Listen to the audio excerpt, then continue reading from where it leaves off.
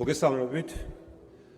სანამ თქვენი გამოსვლის შეფასებაზე გადავალ, ბატონო ირაკლი, სამწუხაროდ აქ წამების დათვლა ხდება ბატონო შალვა თქვენი მხრიდან და ყველაფერზე პასუხს და დაზუსტებას ვერ ვასწრებთ. კი ბატონო. ხო, კი ვიცი. კარგად ვიცი, ძალიან კარგად ვიცი რეგლამენტი. აი 20 წამი დაკარგეთ ახლა ამ ამიტომ მინდა კომენტარი გავაკეთო ერთ მნიშვნელოვან საკითხზე. ბატონო ირაკლი ხშირად საუბრობს ხოლმე კომპეტენციაზე და კომპეტენციის ნაკლებობაზე და სამწუხაროდ თქვენივე გუნდში ბატონო ირაკლი უმრავლესობას არ აქვს იმის კომპეტენცია, მათ შორის სტრასბურგის სასამართლოს გადაწყვეტილებები წაიკითხოს სწორად და ახლავე აგიხსნით რას გულისხმობთ? აი სულ რამდენიმე დღის წინ ევროსაბჭოს საპარლამენტო ასამბლეამ მიიღო მოგეხსენებათ ანგარიში გამოაქვეყნა, სადაც პირდაპირ აი ერთ-ერთზე მიგითითათ და აქ არის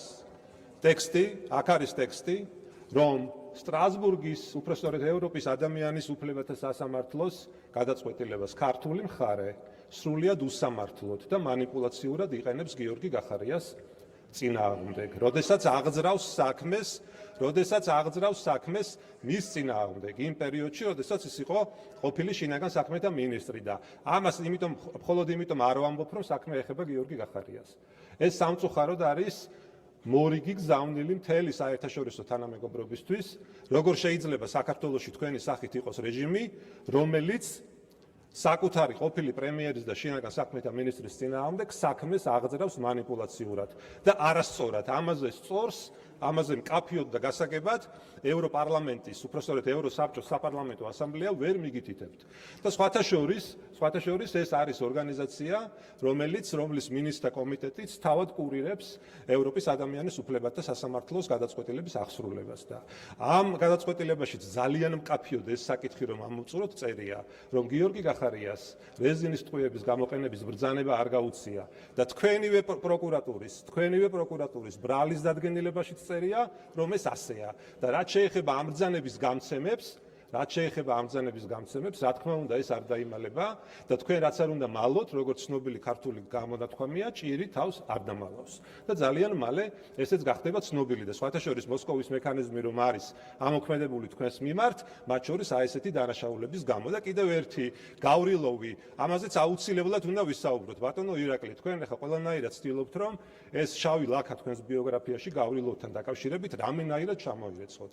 მაგრამ უბრალოდ აი პირდაპირ გეუბნებით რომ არ გამოგივათ, იმიტომ რომ თქვენ ხართ ერთადერთი ადამიანი, რომელიც იყო ორგანიზატორი და პასუხისმგებელი გავრილოვის საქართველოში არა უბრალოდ ჩამოყვანაზე, არამედ მის მასპინძლობაზე, მასთან ერთად ღვინის დალევაზე და მის პარლამენტის თავმჯდომარის სკამში ჩაბრძანებაზე.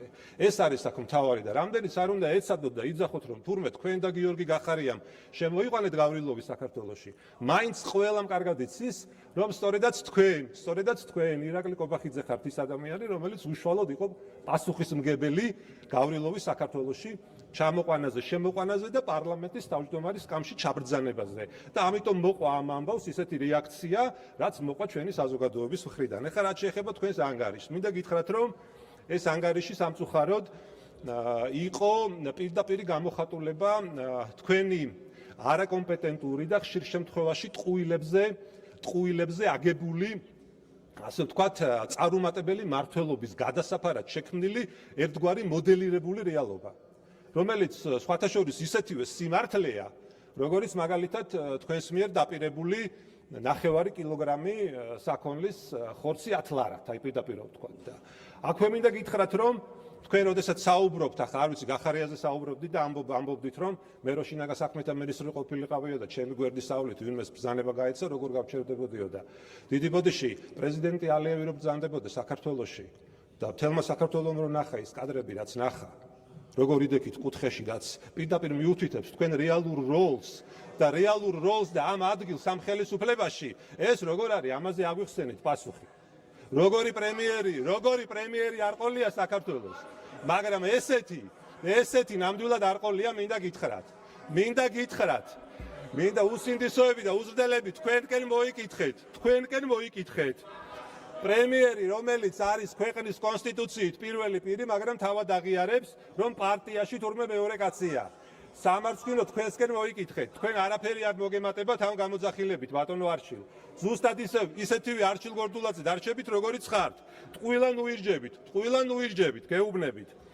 უფრო მეტიც, ბატონო ირაკლი, არა თუ ქვეყანას, არამედ აი ქართული ოცნებაც არ იმსახურებს ესეთ პრემიერ-მინისტრს პირდაპირ მკითხა და დარწმუნებული ვარ, ეხლა აქ შეძახილებში კი მაგრები არიან, მაგრამ ძალიან ბევრი აქ ხდომი დეპუტატიდან დარწმუნებული ვარ გულში